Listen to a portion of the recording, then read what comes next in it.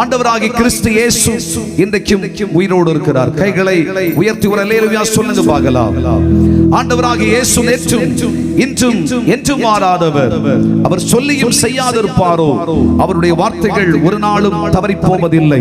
நம்பிக்கையோடு காத்திருக்கிற கர்த்தருடைய பிள்ளைகளே, இந்த நாளிலும் கர்த்தராகிய கிறிஸ்து இயேசுவின் அளவற்ற ஆசீர்வாதங்கள், இயேசு கிறிஸ்துவினால் வருகிற சகல சுகமும் சௌக்கியமும் உங்கள் ஆவி ஆத்தும சரீரங்களிலே நிச்சயமாய் கர்த்தராகிய தேவன் தந்தருளுவார் என்று நம்பிக்கையோடு கர்த்தருடைய பாதம் அமர்ந்திருக்க 66 புஸ்தகம் கொண்ட பரிசுத்த வேதாகமத்தை உங்கள் கரங்களில் எடுத்துக் கொள்ளுங்கள். மத்தேயு எழுதின சுவிசேஷம் 8ஆம் அதிகாரத்திலே 14-15 வசனங்களில் வாசிக்கும் பொழுது வேதம் இவ்விதமாய் சொல்லுகிறது. மத்தேயு எழுதின சுவிசேஷம் 8ஆம் அதிகாரத்திலே 14-15 வசனங்களில் வாசிக்கும் பொழுது வேதம் சொல்லுகிறது, இயேசு பேதுருவின் வீட்டிலே வந்து, இயேசு பேதுருவுடைய வீட்டுக்கு வந்தார். அவன் மாமி ஜுரமாய் கிடக்கிறதை இயேசு கண்டார். அவர் அவள் கையை தொட்டவுடனே ஜுரம் அவளை விட்டு நீங்கிற்று. அவள் எழுந்திருந்தாள். அவர்களுக்கு பணிவிடை செய்தாள். கண்களை மூடி ஆண்டவரனோடு பேசும்படி ஆண்டவரை நோக்கி பார்க்கிறேன் சுவாமி.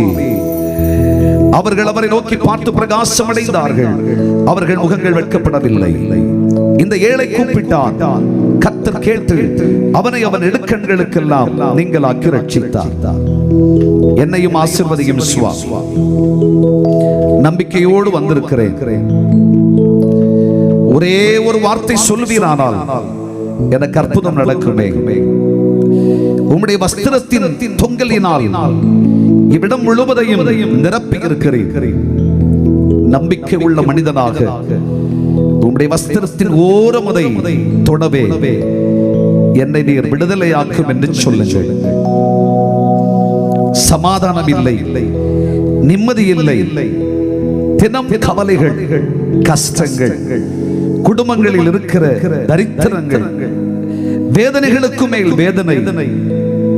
எம்பெருமானே, என்னை நீர் ஆசீர்வதிக்க முடியுமே. உம்மை நம்பி வந்திருக்கிறேன் அல்லையா? ஒரு விசை கண்ணோக்கி பாரும் என்று ஆண்டவரை பார்த்து சொல்லுவோமா? என்ன இன்பம் என் ஆண்டவர் பெயரில் ஆனந்தமே அதன் நினைவில்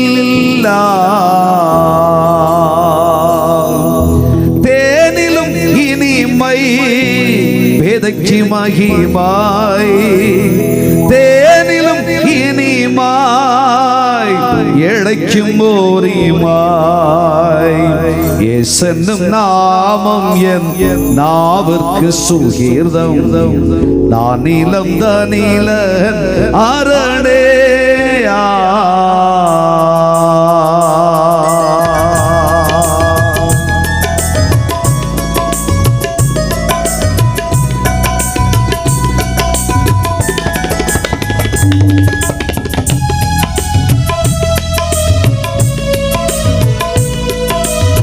தட்டி இருதயத்தின் ஆழத்திலிருந்து நம்பிக்கையோடும் ஸ்தோத்திரத்தோடும் கர்த்தரை பாடி மகிமைப்படுத்தலாம்.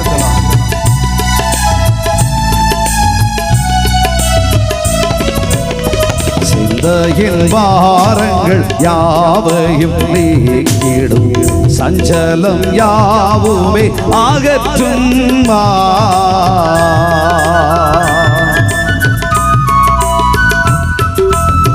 சிந்தையின் பாரங்கள் யாவையும் நீக்கிடும் சஞ்சலம் யாவுமே அகற்றும்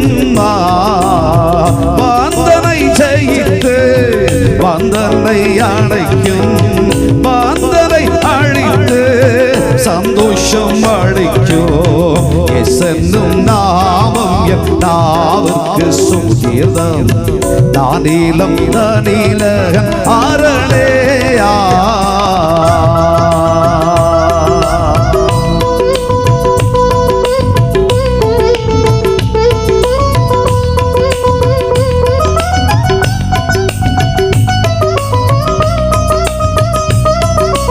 இயேசு செய்த அற்புதங்கள் ஏராளம் அவைகளை எழுத போனால் புஸ்தகங்கள் கொள்ளா எனக்காக ஒரு அற்புதம் செய்ய சுவாமி.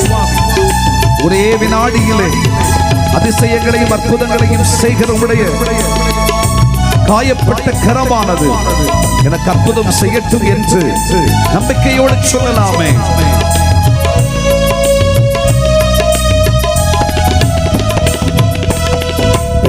ும் நீங்கும் பொல்லாவியும் அகற்றிடும் நோய்விழியாவுமே தொலையும்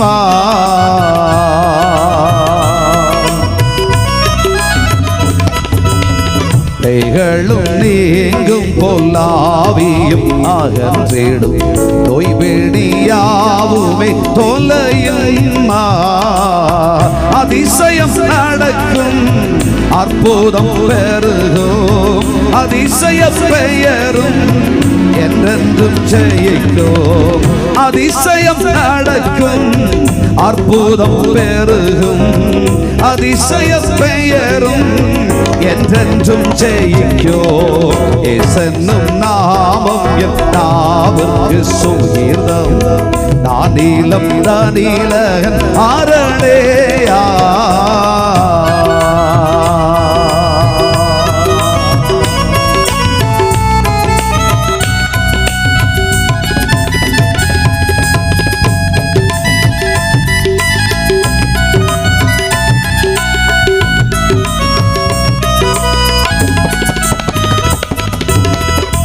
என்ன இன்பம் என் ஆண்டவர் பெயரில் ஆனந்தமே ஆதன் நினைவில்லா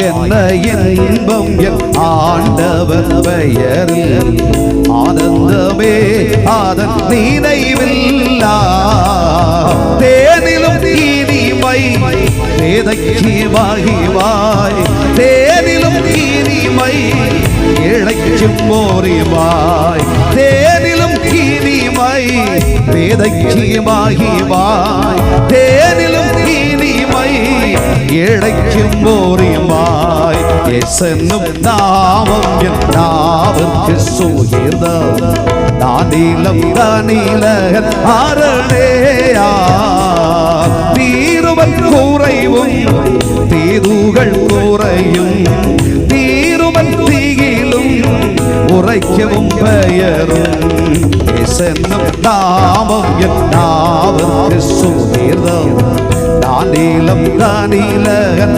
ஆரணேயா இயேசுவின் நாமம் என் நாவுக்கு சுகீர்த்தம் தானிலம் தானிலகன் ஆரணேயா இயேசுவின் நாமம் என் நாவுக்கு சுகீர்த்தம் தானிலம் தானிலகன் ஆரணேயா தேனிலும் இனிமை வேதைக்கு மகிமாய் தேனிலும் இனிமை இழைக்கும் போரிமாய் அதிசயம் நடக்கும் அற்புதம் பெருகும் அதிசய பெயரும் என்றென்றும் ஜெயிக்கும் இயேசுவின் நாமம் என் நாவுக்கு சுகீர்த்தம் தானிலம் தானிலகன் ஆரணேயா இயேசுவின் நாமம் என் நாவுக்கு சுகீர்த்தம் தானிலம் தானிலகன் ஆரணேயா தேனிலும் இனிமாய் வேதைக்கு மகிமாய் தேனிலும் இனிமாய் இழைக்கும் மோரிமாய் இயேசுவின் நாமம் என் நாவுக்கு சுகீர்த்தம் தானிலம் தானிலகன் ஆரணேயா ஹல்லேலூயா ஹல்லேலூயா ஹல்லேலூயா ஹல்லேலூயா வரவேண்டும் தேவ ஆவியே எங்கள் மத்தியிலே வரவேண்டும் தேடும் தேவ ஆவியே எங்கள் உள்ளத்திலே ஆட்கொள்ளும் ஐயா. அபிஷேகியோ அனல் மூட்டும் ஐயா, அனல் மூட்டும் தூய ஆவியே, அன்பினாவியே, துணையாளரே, தேற்றும் தெய்வமே, உற்று தண்ணீரே, உள்ளமேங்குதையா, வரவேண்டும் வல்லவரே, நல்லவரே, இன்று வரவேண்டும் வல்லவரே, நல்லவரே, இன்று வரவேண்டும் வல்லவரே,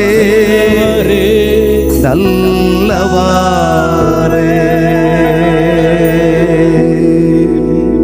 கிருபையும் தயவும் நிறைந்தவராகிய எங்கள் தகப்பனை, நம்பிக்கையுடன் நம்முடைய பாதத்தில் அமர்ந்திருக்கும் பொழுது எங்கள் அத்தனை பேரையும் நீர் ஆசீர்வதிக்கிறவர் அல்லவோ. இன்றைக்கும் ஒரு வார்த்தையில் சொல்ல வேண்டும் என்று உம்முடைய சமூகத்திலே கட்டாயத்தோடு வந்திருக்கிறோம் அப்பனே. எங்கள் ஆவி ஆத்தும சரீரங்களில் அவசியங்கள் இன்னதென்று அறிந்திருக்கிறீர் அல்லவா. உம்முடைய சமூகம் அறியாது எங்கள் வாழ்வில் எவ்வளவேனும் நன்மைகள் உண்டாவதில்லை என்பதை நாங்கள் அறிந்திருக்கிறோம். அளவற்ற ஆசீர்வாதங்களை தார், அற்புத சுகமதை தார், விடுதலைகளை எங்கள் வாழ்விலை தருவீராக. எங்கும் செய்யப்படாத அற்புதங்களை செய்கிறவரை எங்களுக்காய் அற்புதங்களை செய்வீராக.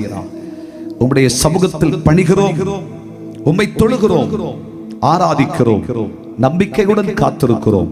இரட்சகர் இயேசுவின் கிருபை நிறைந்த பாதத்தில் உம்மை கெஞ்சி கேட்கிறோம் எங்கள் நல்ல பிதாவே. ஆமென், ஆமென், ஆமென். கைகளை தட்டி கர்த்தரை மகிமைப்படுத்துங்க பார்க்கலாம். நம்முடைய கர்த்தராகிய இயேசு கிறிஸ்து இன்றைக்கும் உயிரோடு இருக்கிறார். ஆமென் சொல்லலாமே. நாம் மிக வேகமாய் கர்த்தருடைய வார்த்தை வசனங்களை தியானம் செய்வதற்காக நம்முடைய கவனங்களை மத்தேயு எழுதின சுவிசேஷம் 8ஆம் அதிகாரத்திலே 14-15 வசனங்களிலே உங்கள் இருதயங்களை திருப்பிக் கொள்ளுங்கள். வேதத்தில் நாம் வாசிக்கும் பொழுது வேதம் என்ன சொல்லுகிறது? ஆண்டவராகிய கிறிஸ்து இயேசு பேதுரு என்கிற அற்புதமான தன்னுடைய இருதயத்திற்கு பிடித்ததும் தன்னை சார்ந்திருந்து சேர்ந்திருந்ததுமான பேதுரு என்கிற சீஷனுடைய வீட்டிலே வந்து அவன் மாமியார் ஜுரமாய் இருப்பதை இயேசு கண்டார். அது மாத்திரமல்ல, அவர் அவள் கையை தொட்ட உடனே அவள் ஜுரமானது அவளை விட்டு நீங்கி போயிற்று. இயேசு அவளை எழுந்திருக்க செய்தார். அவள் எழுந்திருந்து அந்த தேசத்திலும் இனத்திலும் ஜனத்திலும் இல்லாத ஒரு அற்புதம் தன் வீட்டிலே நடந்தபடியினாலே அத்தனை பேருக்கும் அவர் பணிவிடை செய்தாள் என்று வேதம் சொல்லுகிறது. கைகளை தட்டி கர்த்தரை மகிமைப்படுத்தலாமே. நாம் ஆராதிக்கிற நம்முடைய கர்த்தராகிய இயேசு கிறிஸ்து நேற்றும் இன்றும் என்றும் மாறாதவர். அவர் அற்புதமானவர். அவர் ஏகரித்தியான சக்கராதிபதி. அவர் நம்மை சகல நன்மைகளினாலும் நிரப்புகிறவர். தன்னை நம்பி வருகிற தமது பிள்ளைகளுக்காய் அவர் இன்றைக்கும் அற்புதங்களை செய்யத்தான் செய்கிறார். மத்தேயு எழுதின சுவிசேஷம் 11ஆம் அதிகாரம் 28ஆம் வாக்கியத்திலே, வருத்தப்பட்டு பாரம் சுமக்கிறவர்களே நீங்கள் எல்லாரும் என்னிடத்தில் வாருங்கள் என்ற அழைப்பின் சத்தம் இன்றைக்கும் மனுக்குலத்திற்காக, மனுக்குலத்தினுடைய பிராணன் காக்கப்படுவதற்காக, வாழ்வு வருவதற்காக இன்றைக்கும் அந்த சத்தம் துணித்துக் கொண்டே இருக்கிறது. இந்த சத்தம் அதை காதார கேட்கிறவர்கள், இதயமாற ஏற்றுக்கொள்ளுகிறவர்கள் அத்தனை பேரும் கிறிஸ்துவின் பாதமண்டை வருகிறார்கள். வருகிறவர்கள் ஆண்டவராகிய கிறிஸ்து இயேசுவோடு இணைந்த சகல நன்மைகளுக்கும் சொந்தக்காரர்களாக மாறிவிடுகிறார்கள். அப்போஸ்தலனாகிய பவுல் சொல்லுகிற பொழுது ஆச்சரியமாக எழுதுகிறார். கிறிஸ்துவோடு இணைந்த சகல ஆசீர்வாதங்களுக்கும் நீங்கள் சொந்தக்காரர்களாக இருக்கிறீர்கள். கைகளை தட்டி கர்த்தரை மகிமைப்படுத்தலாமா?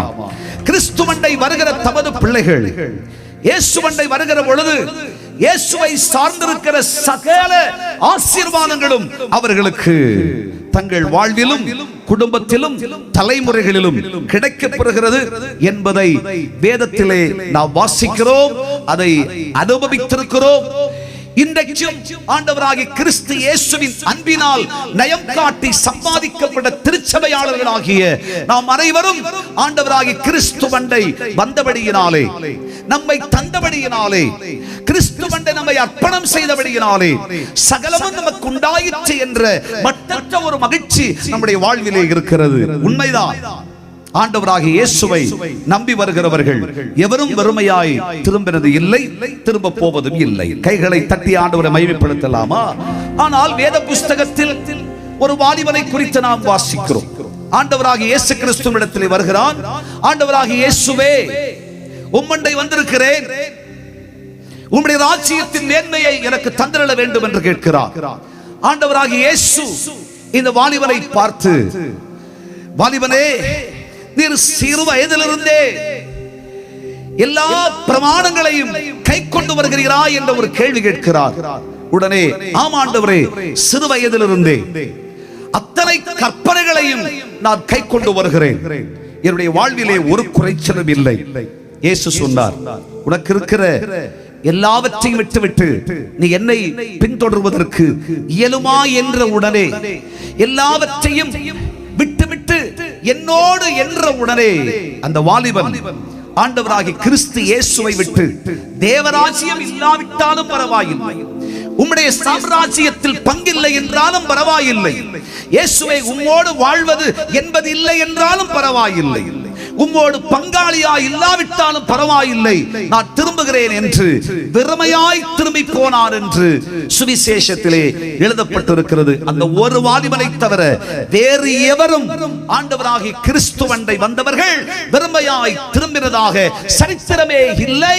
அன்றும் இன்றும் என்றும் கர்த்தராகிய கிறிஸ்துவண்டை வருகிறவர்கள் அத்தனை பேரும் நன்மையினால் நிரப்பப்படுகிறார்கள், ஆசீர்வாதத்தினால் நிரப்பப்படுகிறார்கள், கர்த்தராகிய கிறிஸ்துவினால் தரப்படுகிற அற்புதங்களை பெற்றுக் கொள்ளுகிறார்கள். இயேசு தன்னுடைய காயமுள்ள கரத்தை நீட்டுகிற பொழுது இயேசுவை விசுவாசிக்கிறவர்கள் அற்புதங்களை பெற்றுக் கொள்ளுகிறார்கள். வசனத்தை அனுப்பியவர் குணமாக்குகிறார். அவர் செய்த அற்புதங்கள் ஏராளம் ஏராளம். அவைகளை எழுத போனால் புஸ்தகங்கள் கொள்ளாது. அந்த அற்புதங்களோடு நின்றுவிடவில்லை. இன்றைக்கும் தன்னை விசுவாசிக்கிற பக்தர்களுக்கெல்லாம் அவர் அற்புதங்களை செய்து வருகிறார். தன்னண்டை வருகிறவர்கள் அனைவரையும் தன்னோடு சேர்த்துக் கொள்ளுகிறவர், மார்போடு அரவணைக்கிறவர், பரிவையும் பாசத்தையும் நேசத்தையும் தருகிறவர், தன்னை நம்பி வருகிற தம்மவர்களை தன் பக்கமாய் வைத்துக் கொள்ளுகிறவர் என்று வேத புஸ்தகத்தில் சுவிசேஷ பகுதிகளில் அதிகமாய் நீங்கள் பார்க்கிற பொழுது இயேசுவண்டை வந்தார்கள், இயேசுவண்டை தந்தார்கள், இயேசுவண்டை தங்களை அர்ப்பணம் செய்தார்கள். ஆகையால் இப்படி மகத்தான நன்மைகளை பெற்றார்கள் என்றெல்லாம் சுவிசேஷங்களிலே மிக தெளிவாக 1, 2, 3 முறை என்று மீண்டும் மீண்டும் மீண்டும் மீண்டும் மத்தேயு, மார்க்கு, லூக்கா, யோவான் என்கிற பகுதிகளில் எல்லாம் எழுதப்பட்டிருப்பதை நீங்கள் பார்க்கிறீர்கள். இன்றைய செய்தியுடைய சாரம் என்னவென்றால், இயேசுவிடம் வந்தவர்கள் எல்லாம் இயேசுவினால் நன்மை பெறுகிறார்கள், ஆசீர்வதிக்கப்படுகிறார்கள். மாறாக ஆண்டவராகிய கிறிஸ்துவே தம்மிடம் வருகிறார்களோ இல்லையோ, ஆனால் இயேசு தானாகவே அவர்கள் வாழ்க்கையிலே அற்புதங்களை செய்கிறார், அதிசயங்களை செய்கிறார். இயேசு அவர்களிடம் சென்று அவர்களிடம் இயேசு போனார், அற்புதங்களை செய்தார் என்று வேத புஸ்தகத்தில் எழுதப்பட்டிருக்கிறதே. இது எப்படி சம்பவித்தது? நம்முடைய வாழ்விலும் இங்கனம் ஒரு ஆசீர்வாதம் உருவாகுமோ என்று சற்று ஆராய்ந்து இவ்விடம் விட்டு செல்வது நமக்கு ஆசீர்வாதமாக இருக்கும். கைகளை தட்டி கர்த்தரை மகிமைப்படுத்தலாமே. இந்த மைதானத்திற்குள் வந்தவர்கள் ஆசீர்வதிக்கப்பட்டவர்கள். தூர சமீபத்தில் வந்து கர்த்தருடைய வார்த்தையை கேட்கிறவர்கள், கர்த்தருடைய நன்மைக்கு சொந்தக்காரர்கள்.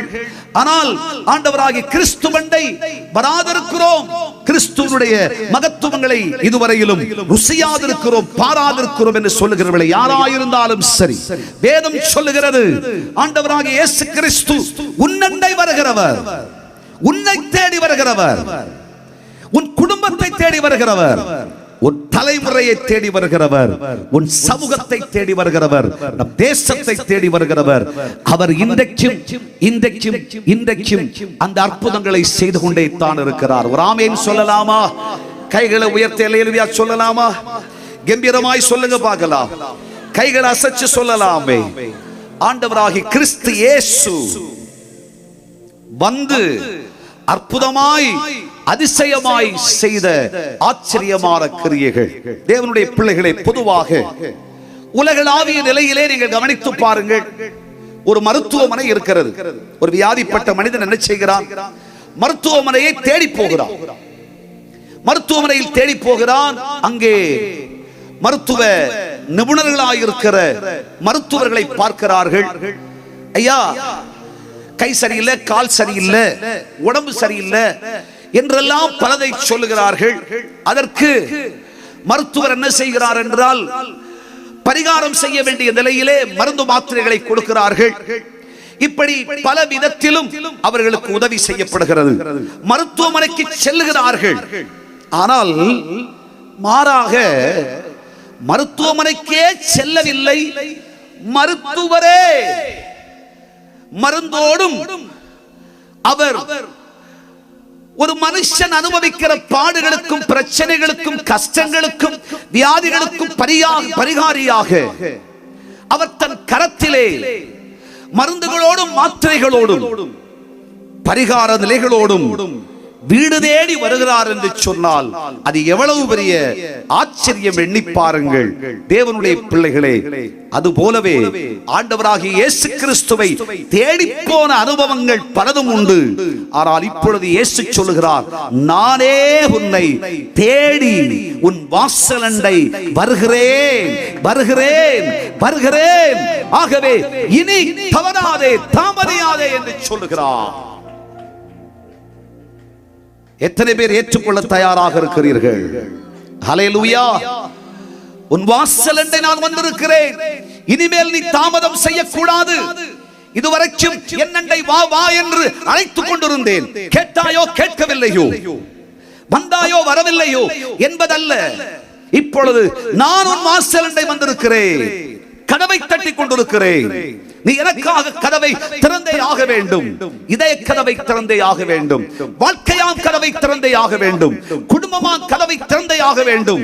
உன் வாழ்வில் இருக்கிற நன்மைகளுக்காக, ஆசீர்வாதங்களுக்காக, நீ வாழ்ந்திருப்பதற்காக, சுகமாயிருப்பதற்காக, ஜெயம் பெற்றிருப்பதற்காக, விடுவிக்கப்படுவதற்காக நான் உன் அண்டை வந்திருக்கிறேன்.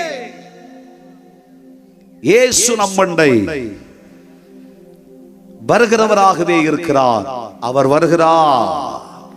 கையை தட்டி கர்த்தரை மகிமைப்படுத்துங்க. ஹல்லேலூயா. ஆமென் சொல்லலாமா? கர்த்தருக்கு ஒரு ஸ்தோத்திரம் சொல்லலாமா? கைகள் அசைச்சு ஒரு அல்லேலூயா சொல்லலாமா? அப்படியே வேத புஸ்தகத்திலே நாம் வாசிக்கும் பொழுது இயேசு சென்று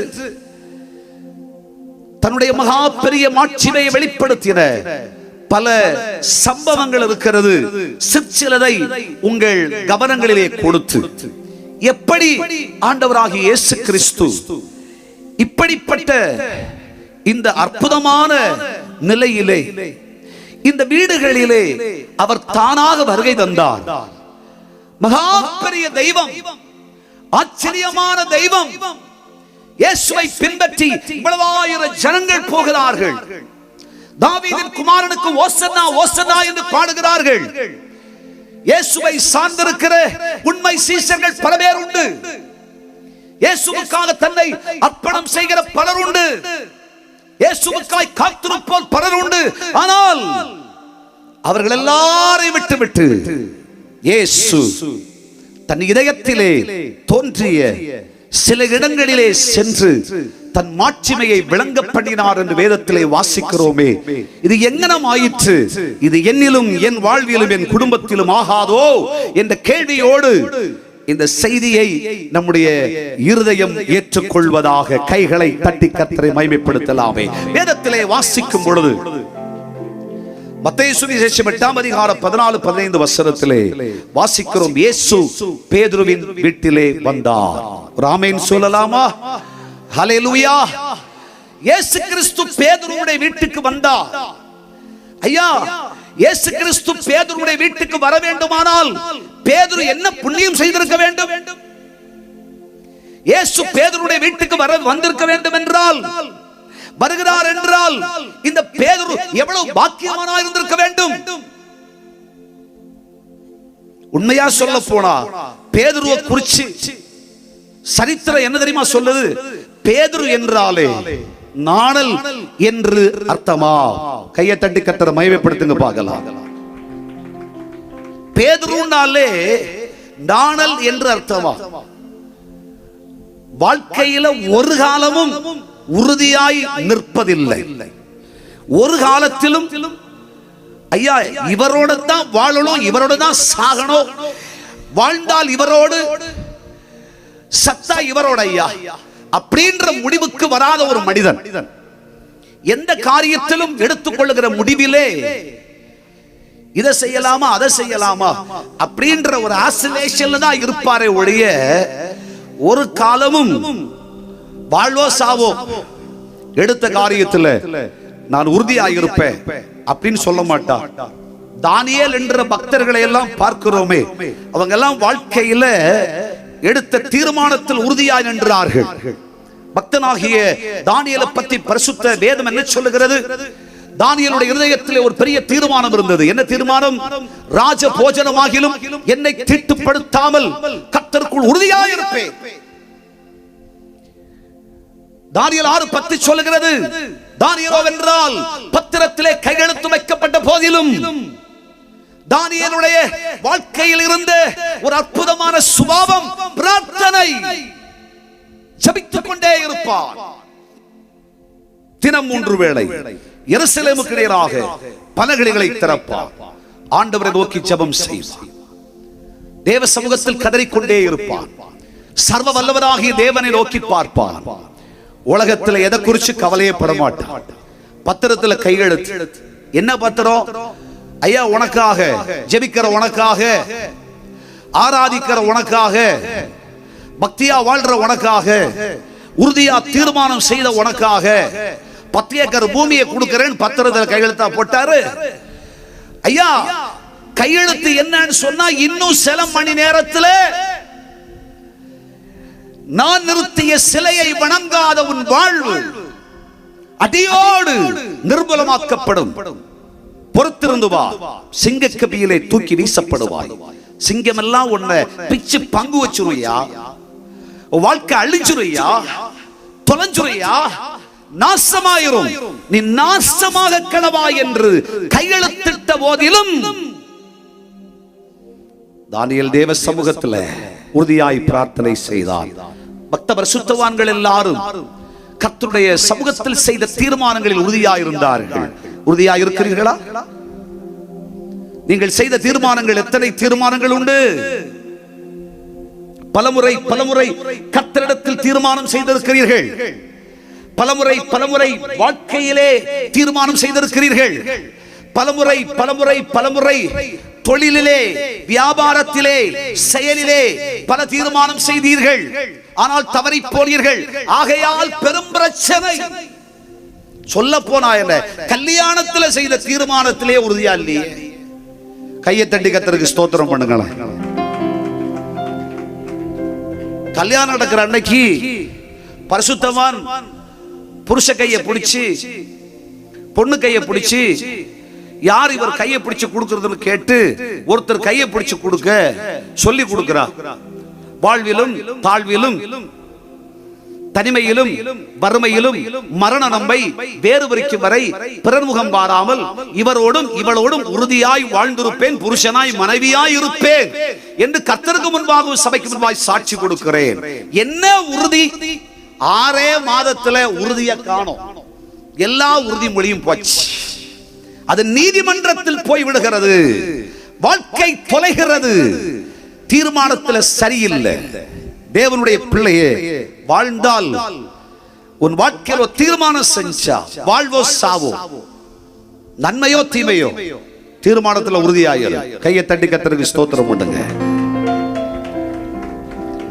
கர்த்தருக்காக வாழ்வேன் ஒரு தீர்மானம் செஞ்சுட்டா, அதுக்கப்புறம் வாங்கின சொத்தை பத்தியும் வாங்கின ரப்பர் எஸ்டேட்டை பத்தி நினைச்சு பார்க்காத.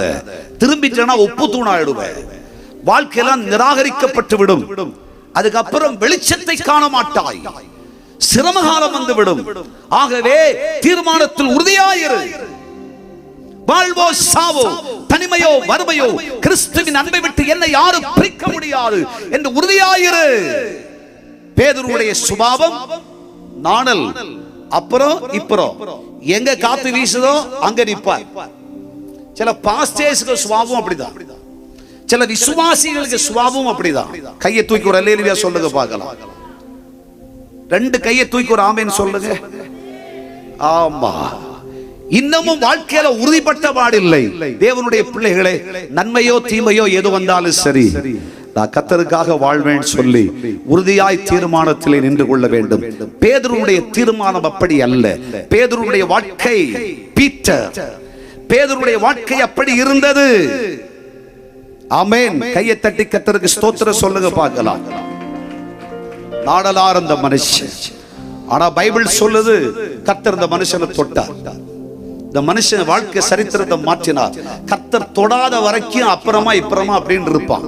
கர்த்தர் தொட்ட உடனே அந்த மனுஷனை பார்த்து ஆண்டவர் சொன்னார், இந்த கல்லின் மேல் இனிமேல் நாணல் அல்ல, இனிமேல் கல்லா இருப்பேன். பச்ச மாதிரி இருப்பேன், கட்டின மாதிரி இருப்பேன், வடிவமைத்த மாதிரி இருப்பேன், கல்லா இருப்பேன். இந்த கல்லின் மேல் சபையை கட்டுவேன், பாதாளத்தின் வாசல்கள் அவைகளை மேற்கொள்வது இல்லை. அன்பர்களே, பேதுரு ஒரு சாதாரண மனிதன் அல்ல.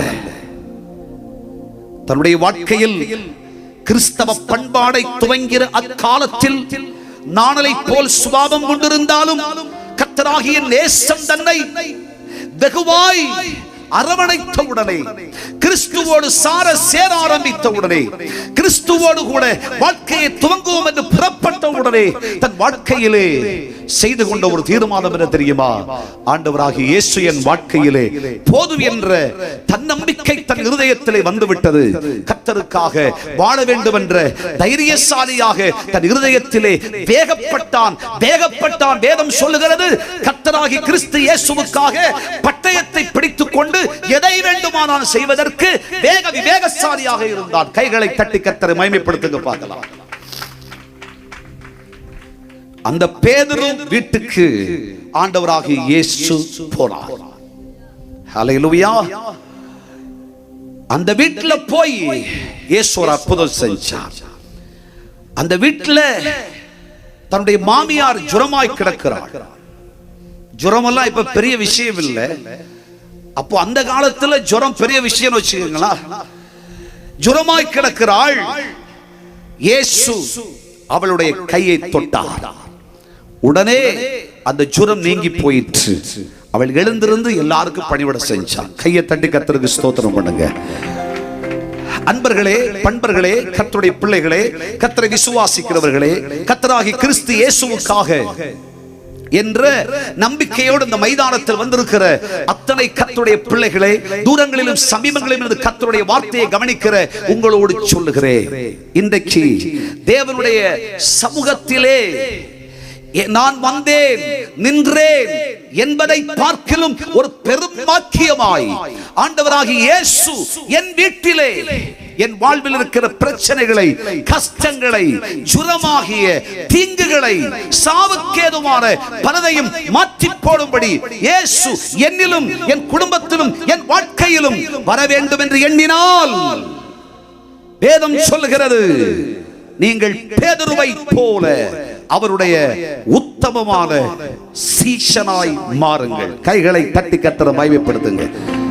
அவர் சீஷனா மாறிட்டா, நாணலாய் அல்ல, கற்பாரையா, உறுதியா, நம்பிக்கையா அவர் சமூகத்தில் அவருடைய உண்மை சீஷர்களாக மாறுவீர்களானால், வேதத்திலே வாசிக்கும் பொழுது மத்தேயு எழுதின சுவிசேஷத்தில் 16ஆம் அதிகாரத்திலே 24ஆம் வசனத்திலே வாசிப்பீர்களானால் வேதம் சொல்லுகிறது, அப்பொழுது இயேசு தம்முடைய சீஷர்களை நோக்கி, ஒருவன் என்னை பின்பற்றி வர விரும்பினால் அவன் தன்னைத்தான் வெறுக்க வேண்டும், சிலுவையை எடுத்துக்கொள்ள வேண்டும், என்னை பின்பற்ற வேண்டும். ஒரு ஆமென் சொல்லுங்க. எனக்கு சீஷனா நீ வரதா இருந்தா, என்ன நம்பி வாழ்ற ஒரு மனுஷனா நீ வரதா இருந்துச்சுன்னு சொன்னா, உனக்கு சொல்ற, நீ என்னை பின்பற்றி வர விரும்பினால், என் அடிச்சுவடுகளை பின்பற்றி வர விரும்பினால், நான் போகும் பாதைகளை பின்பற்றி வர விரும்பினால் தன்னைத்தான் வெறுக்க வேண்டும். மரித்தவர்கள் மரித்தவர்களை அடக்கம் பண்ணணும்னு சொல்லணும். ஆபிராம் என்ற மனிதன் ஆதியாகமத்தின் புஸ்தகம் 12ஆம் அதிகாரத்திலே வாசிக்கும் பொழுது, இனம், ஜனம், ஜாதி, தகப்பன், வீடு எல்லாவற்றையும் விட்டதை போல சிலவற்றை வெறுத்து, சிலவற்றை விட்டுவிட்டு, வேண்டாதவைகளாய் வாழ்க்கையை சிரமப்படுத்திக் கொண்டிருக்கிற சிற்றின்பங்களாகிய இந்த பிரபஞ்சத்தின் மகா பயங்கரங்களை, ஆத்துமத்தை கொல்லுகிறதாயிருக்கிற, பிராணனை வாங்க தேடுகிறதாயிருக்கிற பலதையும் வெறுத்து, பாவ சுபாவங்களையும் அநியாயங்களையும் உலக சிநேகங்களையும் வெறுத்து அவர் சிலுவையை எடுத்துக்கொண்டு அவரை பின்பற்றுங்கள். சிலுவை அது ஒரு பெரிய கடினமான பகுதி. சிலுவை அது ஒரு கொடூரமான பகுதி. சிலுவை 3 ஆணிகளிலே அடிக்கப்பட்டு தன்னை விசுவாசிக்கிற, தன்னை நோக்கி பார்க்கிற தமது பிள்ளைகளுக்காக என்று அர்ப்பணித்த இயேசுவின் சிலுவை மரணத்தை நினைத்து பாருங்கள். 5 நீதிமன்றங்களில் விசாரிக்கப்படுகிறார், வாரினால் அடிப்பிக்கப்படுகிறார், 39 ஆழமான அடிகளை தன் சரீரத்தில் ஏற்றுக்கொள்கிறார், சரீரமெல்லாம் உழவுச்சால் போல் கிழிக்கப்படுகிறது. ஆங்கில வேதாகமத்திலே, ஹீப்ரூல, கிரீக்ல என்ன எழுதுறாங்கன்னு சொன்னா, இயேசு கிறிஸ்துவை தன்னுடைய தாயின் வயிற்றில் பிறந்ததை போல ஒரு வஸ்திர துண்டு கூட இல்லாமல் அவ்வளவு கேவலமாய் இயேசுவை சிலுவையில் அறைந்தார்கள், பரியாசம் பண்ணினார்கள், அவர்களை ஏளனம் செய்தார்கள், அவரை காரி துப்பி போட்டார்கள். சிலுவையின் பயங்கரங்கள். இயேசு இந்த சிலுவையை கொல்கதாவிலே வந்து ஏற்றுக்கொள்ளவில்லை. அவர் நியாயப்பிரமாணிகளின், நியாயசாஸ்திரிகள், நீதிமன்றங்களில் இருந்தே பாரக்கோர சிலுவையை சுமந்து கொண்டு தோள்பட்டை எல்லாம் கிழிந்து போக தாங்கக்கூடா சிலுவையை சுமந்து கொண்டு அவர் கொல்கதாவுக்கு வந்தார். அன்பர்களே, தாங்கக்கூடாததும் சகிக்க கூடாததும் கடினமானதும் கொடுமையானதும் பயங்கரம் நிறைந்ததும் சரித்திரத்தை புதுப்பிக்கிறதுமான இந்த சிலுவையை உன் வாழ்க்கையிலே சகித்துக் கொண்டு நீ கர்த்தராகிய கிறிஸ்துவை பின்பற்றுவது உண்மையானால், இயேசு உன்னுடைய வீட்டுக்கு வருவார், உன் வாழ்வில் இருக்கிற பிரச்சனைக்கு பரிகாரத்தை கொடுப்பார், உன் சரித்திரத்தை புதிதாக்குவார். இனிமேல் உன் வீட்டிலே மரணம் இல்லை, உன் வீட்டிலே துக்கம் இல்லை, உன் வீட்டிலே கஷ்டம் இல்லை, உன் வீட்டிலே இனிமேல் இல்லாய்மை என்பது இல்லை. கர்த்தராகிய இயேசு சொல்லுகிறார், இனிமேல் ஜுரம் நீங்கி போகும், தீங்கு நீங்கி போகும், பாடுகள் நீங்கி போகும், கஷ்டங்கள் நீங்கி போகும், கடன் நீங்கி போகும், வறுமை நீங்கி போகும், தரித்திரம் நீங்கி போகும். நீ எழுந்திருப்பாய், நிச்சயமாக எழுந்திருப்பாய். ஒன்று செய், சிலுவை எடுத்துக்கொண்டு அவரை பின்பற்றலாம் என்று சொல்லுவாயா? இயேசுவின் பின்னால நான் செல்லுவேன், அவரை திரும்பி பார்க்க மாட்டேன். வேற எதையும் திரும்பி பார்க்க மாட்டேன். இயேசுவின் பின்னால் நான் செல்வேன். திரும்பி ஒரு நாளும் பார்க்க மாட்டேன். இயேசுவின் அடிச்சுவடுகளை பின்பற்றியே செல்லுவேன் என்று சொல்ல தயாரா? இயேசுவின் பின்னால் நான் செல்வேன், திரும்பி பார்க்க மாட்டேன், திரும்பி பார்க்க மாட்டேன்.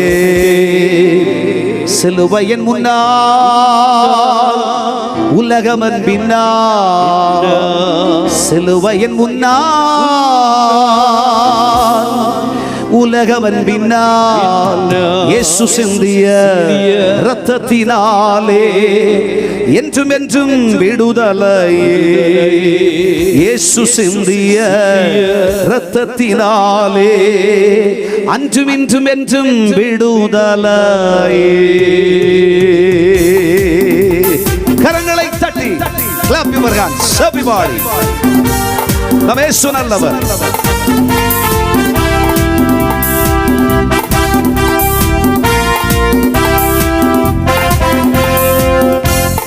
உலகத்தின் பெருமை செல்வத்தின் வாற்று எல்லாம் உதறிவிட்டே, உலகத்தின் பெருமை செல்வத்தின் வாற்று எல்லாம் உதறிவிட்டே, உடல் பொருளாவி உடைமைகள் யாவும் ஒப்பு கொடுத்து விட்டேன், உடல் பொருளாவி உடைமைகள் யாவும் ஒப்பு கொடுத்து விட்டேன். சொல்லுங்கள், நல்லவர் ஆலயா எனக்குள்ளே இயேசு. சொல்லலாம், நல்லவர் ஆலயா எனக்குள்ளே இயேசு. என்ன நடந்தாலும் எவ்வேளையிலும் எப்போதும் துதித்திடுவேன், என்ன நடந்தாலும் எவ்வேளையிலும் எப்போதும் துதித்திடுவேன். இயேசுவின் பின்னால் நான் செல்வேன், திரும்பி பார்க்க மாட்டேன், திரும்பி பார்க்க மாட்டேன். இயேசுவின் பின்னால் நான் செல்வேன். கரங்களை தட்டி சேர்ந்து சொல்லுவோம், திரும்பி பார்க்க மாட்டேன். வேதனை நெருக்கம் இன்னல்கள் இடர்கள் எதுவும் பிரிக்காது, வேதனை நெருக்கம் இன்னல்கள் இடர்கள் எதுவும் பிரிக்காது. வெற்றி வேந்தரன் இயேசுவின் அன்பால் ஒற்றிலும் ஜெயம் வருவேன், வெற்றி வேந்தரன் இயேசுவின் அன்பால் ஒற்றிலும் ஜெயம் பெறுவேன். நிகழ்கின்ற காலமோ வருகின்ற காலமோ, நிகழ்கின்ற காலமோ சொல்லுவோம், வருகின்ற காலமோ, வாழ்வோ சாவோ வல்ல தூதரோ பிரிக்கவே முடியாது, வாழ்வோ சாவோ வல்ல தூதரோ பிரிக்கவே முடியாது. இயேசுவின் பின்னால் நான் செல்வேன், திரும்பி பார்க்க மாட்டேன், திரும்பி பார்க்க மாட்டேன். இயேசுவின் பின்னால் நான் செல்வேன், திரும்பி பார்க்க மாட்டேன், திரும்பி நான் பார்க்க மாட்டேன். கைகளை உயர்த்தி ஒரு அல்லேலூயா சொல்லுங்கள். இரண்டு கரங்களை உயர்த்தி சொல்லலாமே, சத்தமாய் கம்பீரமாய். ஆண்டவராகிய கிறிஸ்து இயேசுவின் உண்மை உள்ள சீஷனாய் உங்கள் இருதயங்கள் உண்மை தீர்மானம் செய்யுமானால் அவர் சீஷனாய் இருப்பேன், எக்காலத்திலும் அவர் சீஷனாய் இருப்பேன், அவருக்குள் உறுதியாய் இருப்பேன், அவரிலே வாழ்வேன் என்று ஒரு அசட்டு தீர்மானம் செய்ய முடியுமானால் நிச்சயமாய் இயேசு நம்ம வீட்டுக்கு வருவார். இயேசு நம்ம வீட்டுக்கு வந்தா வாழ்க்கை சரித்திரமே மாறிடும். கைகளை தட்டி கர்த்தரை மகிமைப்படுத்தலாமா? மட்டுமல்ல, வேத புஸ்தகத்திலே நீங்கள் வாசிக்கும் பொழுது வேதம் என்ன சொல்லுகிறது? மார்க்கு சுவிசேஷத்திலே 5ஆம் அதிகாரம் 38ஆம் வாக்கியத்திலே நீங்கள் வாசிக்கும் பொழுது வேதம் சொல்லுகிறது, ஜெபஆலய தலைவனுடைய வீட்டிலே ஆண்டவராகிய இயேசு வந்தார். சந்தடியையும் மிகவும் அழுது புலம்புகிறவர்களையும் இயேசு கண்டார். அப்பொழுது ஜபாலய தலைவரில் ஒருவராகிய யவீரு என்பவன் வந்து அவரை கண்டவுடனே அவர் பாதத்திலே விழுந்தார். என் குமாரத்தி மரண அவஸ்தைப்படுகிறாள், ஆரோக்கியம் அடையும்படி உங்க கையை மாத்திரம் வச்சிருங்க, பிழைப்பாள் என்று அவரை மிகவும் வேண்டிக் கொண்டார். கைகளை உயர்த்தி ஒரு அல்லேலூயா சொல்லலாமா? இயேசு ஜபாலய தலைவனாகிய யாவீருடைய வீட்டுக்கு போனார். தேவனுடைய பிள்ளைகளே, இயேசு கிறிஸ்து சாதாரணமானவர் அல்ல, அசாதாரணமானவர். ஆனால் யவீரு என்று சொல்லுகிற மனுஷனுடைய வீட்டுக்கு இயேசு போனாரே, அதற்கு காரணம் என்ன? வேதத்திலே வாசிக்கும் பொழுது யவீருடைய மகள் மரண அவஸ்தையில் இருக்கிறாள். நிமிடங்கள் சென்று விட்டது. இயேசுவின் பயணத்திலே ஏற்பட்ட ஒரு குறுக்கீடு. இயேசு அங்கேயும் அற்புதம் செய்து விட்டு வருகிறார். தாமதித்து விட்டார் என்று கலங்கிக் கொண்டிருக்கிற பொழுது, இனி அவரை தொந்தரவு செய்யாதீங்க, பிள்ளை மரித்து போனாள், இனிமே வேறு வழி இல்லை என்று அனைவரும் சொல்லுகிற பொழுது, வீடெல்லாம் கண்ணீர் நிறைந்திருக்கிற பொழுது, வீடெல்லாம் சந்தடியா புலம்பி அழுகிற அந்த நேரத்திலே வேதம் சொல்லுகிறது, நீங்கள் வேதத்திலே வாசிப்பீர்களானால் இயேசு அந்த வீட்டுக்குள் பிரவேசித்தார்.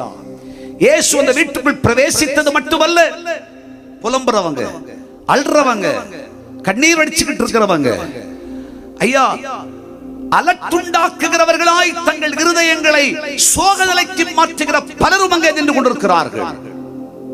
உண்மையா அழுறவங்க பல பேர் இருப்பாங்க. வாழ்க்கையில வியாதி வந்துச்சுன்னா, கஷ்டம் வந்துச்சுன்னு சொன்னா, மருத்துவமனைக்கு போனா, இல்ல வீட்டுல ஒரு இழப்பு வந்து விட்டது என்று சொன்னால் அழுகிற பல பேர் இருப்பார்கள். பல பேர் தானாகவே என்ன நடந்துச்சுனே தெரியாமே ஒப்பாரி வைப்பார்கள். பல பேர் எல்லாவற்றுக்கும் அழுவார்கள். எதற்காக புலம்புகிறார்கள், எதற்காக அழுகிறார்கள், எதற்காக கண்ணீர் வடிக்கிறார்கள் என்று தெரியாது. கூட்டத்தோட சேர்ந்து கூட்டமா கும்பானமா கண்ணீர் வடிக்கிற பலரும் இருப்பார்கள். இயேசு பார்த்தார். ஆமென்.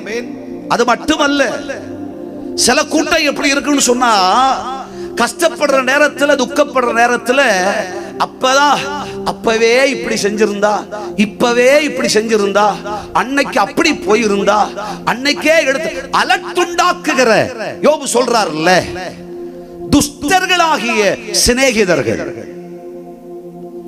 இப்படிப்பட்ட பலரும் இருப்பார்கள். அதனால இயேசு சொன்னார், இயேசு அந்த வீட்டுல பிரவேசிச்சு, எல்லாரும் வெளியே போங்க, ஹல்லேலூயா. அல்றவன், புலம்புறவன், சந்தடி பண்றவன், அலட்டுண்டாக்குற எல்லாம் வெளியே போ சொல்லிட்டு இயேசு அந்த வீட்டிலே மரித்து போன சிறு பெண்ணை வேதம் சொல்லுகிறது.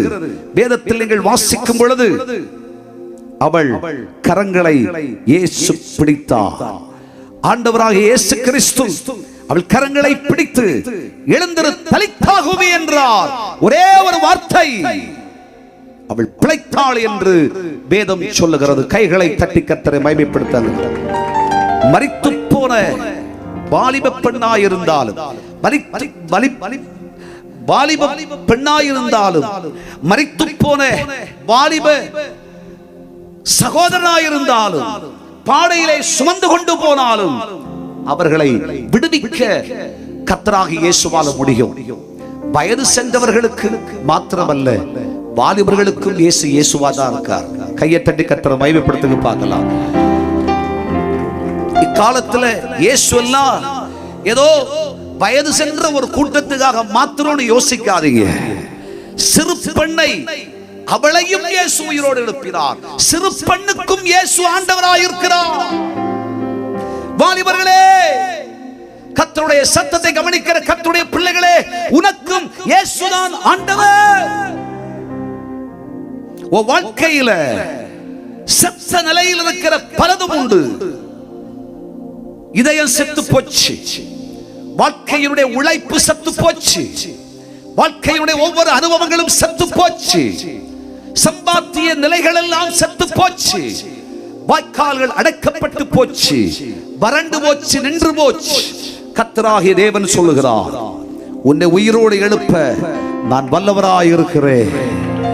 என் வாழ்க்கையே முடிஞ்சு போச்சு, என் வாழ்க்கை முற்று பெற்றது என்று சொல்வாயானால் உன் சரித்திரத்தை புதுப்பிக்க கர்த்தராகிய இயேசுவால் முடியும்.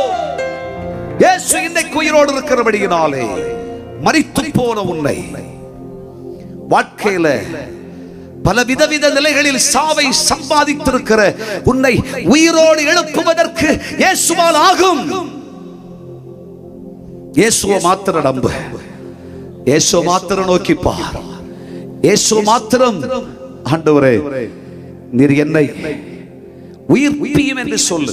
சங்கீதக்காரர் சொல்றார் பாத்தீங்களா, வாழ்க்கையில சரீரத்துல சாவு வந்ததோ இல்லையோ, 38ஆம் சங்கீதத்துல சொல்றார், சிரசிலிருந்து பானை வரைக்கும் வியாதி, பலவீனப்பட்டு போயிருக்கிறேன், உடைந்த மாத்திரத்தை போலானே அப்படின்னு சொல்றார். வாழ்க்கையில அடிமேல் அடிபட்ட பகையன் வேறு, பழிக்காரன் வேறு, கஷ்டத்துக்கு மேல கஷ்டம், தாங்கிறதுக்கு இருதயமே கிடையாது. 51ஆம் சங்கீதத்தில் பாவத்துடைய நாசமோசங்களின் ஒரு பக்கம், வாழ்க்கையெல்லாம் சிதறி போய் கிடக்கிறது. உடைஞ்சு போன நொறுங்குண்ட பாத்திரத்தை போலானே என் வாழ்க்கை, என்னை இனிமே உருவாக்க உம்மால முடியுமா? உம்மால் ஆகுமா? 70ஆம் சங்கீதத்தில் வரும் பொழுது அவர் அவரை புதுமை போல் மாற்றினார். கைகளை தட்டி கர்த்தரை மகிமைப்படுத்து. எல்லாருக்கும் என்னை புதுமை போல மாற்றினாரே. கைகளை தட்டி கர்த்தருக்கு ஸ்தோத்திரம் சொல்லலாமா? அவர் யெகோவா உசேனு, அவரால் செய்ய முடியாத காரியம் ஒன்றும் இல்லை. வாலிப சகோதரா சகோதரி, சிறு பெண்ணே, சிறு பையனே, உன்னை பார்த்து ஆண்டவர் சொல்றார். பெரியவர்களே, நம்ம பார்த்து ஆண்டவர் சொல்றார், யாராயிருந்தாலும் சரி, கர்த்தராகிய தெய்வத்தால் நம்மை உயிர்ப்பிக்க முடியும். உலர்ந்து போன எலும்புகளுக்குள்ள உயிரை கொடுக்க முடியும்னு சொன்னா, இன்றைக்கும் உன் வாழ்க்கையை உயிர்ப்பிக்க அவர் வல்லவராயிருக்கிறார். முற்று பெற்றது என்று உலகம் எழுதி வச்சுக்கலாம். நம்மை சார்ந்தவர்கள் எல்லாம் நம்ம சரித்திரம் முடிஞ்சு போச்சுன்னு சொல்லலாம், நம்ம ஊழியம் முடிஞ்சு போச்சுன்னு சொல்லலாம். ஆனா கர்த்தர் சொல்றார், இல்ல, புதிய சரித்திரத்தை உனக்காக உருவாக்குகிறேன். 2024 முடிகிறதுக்கு இன்னும் கொஞ்ச நாள் தான் இருக்கு, ஒரு மாதம் தான் இருக்குதுங்க. 25வது வருஷம் பிறக்குது இல்ல. கர்த்தராகிய தேவன் சொல்லுகிறார், உன்னை உயிர்ப்பிப்பேன், உன் வாழ்க்கையை உயிர்ப்பிப்பேன், உன்னை மீண்டும் உயிரோடு எழுப்புவேன். நீ எந்த இடத்திலே செத்து போனாய் என்று உன் வாழ்க்கை முற்று பெற்றது என்று சொன்னார்களோ, அதே இடத்திலே கர்த்தராகிய தேவன் உன்னை எழுந்திருக்க செய்வார். ஒரே வார்த்தை, தலித்தாகுமி, எழுந்திரு. ஒரே வார்த்தையினாலே நீ பிழைப்பாய். அவருடைய வல்லமை புறப்பட்டு வரும். மரித்து போன சரீரமானாலும் சரி, வாழ்க்கையானாலும் சரி, ஆவி ஆத்துமாவா இருந்தாலும் சரி, கர்த்தராகிய தேவன் நம்மை உயிர்ப்பிக்க வல்லவராய் இருக்கிறாரே.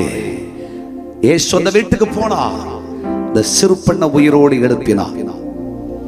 இயேசு ஜெபாலய தலைவனாகிய யாவீருடைய வீட்டுக்கு போனாரே. நம்ம கேள்வி என்னன்னு சொன்னா, இயேசு அந்த வீட்டுக்கு ஏன் போனார்? எத்தனையோ பேருடைய வாழ்க்கையில் இப்படி எல்லாம் சிரமங்களும் கஷ்டங்களும் வந்திருக்கிறது. ஆனா எல்லா வீட்டுக்கும் இயேசு போகலையே. ஆனா ஜெபாலய தலைவனாகிய யாவீருடைய வீட்டுக்கு இயேசு போனாரே. காரணம் என்ன? வேதத்திலே வாசிக்கும் பொழுது வேதம் என்ன சொல்லுகிறது தெரியுமா? நீங்கள் வேதத்தில் வாசிச்சு பார்த்தீங்கன்னு சொன்னா, மார்க்கு சுவிசேஷம் 5ஆம் அதிகாரத்தில் அதனுடைய 22, 23 வசனங்களில் வாசிக்கும் பொழுது பைபிள் சொல்லுகிறது, அப்பொழுது ஜெபாலய தலைவரில் ஒருவனாகிய யாவீரு என்பவன் இயேசுவினிடத்திலே வந்தான். வாழ்க்கையில கஷ்டம் வந்த உடனே, வாழ்க்கையில மரண அவஸ்தை வந்த உடனே, வாழ்க்கையிலே மரணத்துக்கும் எனக்கும் ஒரு அடி தூரம்தான், கடனும் பிரச்சனையும் கஷ்டமும் இருக்கிறது, சாக போகிறேன் என்கிற துணிகர நிலையிலே வேதனைப்பட்டு தற்கொலைக்காக முடிவு செய்து வந்திருக்கிற கர்த்தருடைய பிள்ளைய உங்களோட கர்த்தர் பேசுறார். சத்துறணும், வாழ்க்கையை அழிச்சிடணும், முடிச்சிடணும், இனிமே உலகத்துல வாழக்கூடாது. கர்த்தருடைய ஆவியானவர் உன்னோட சொல்றார்.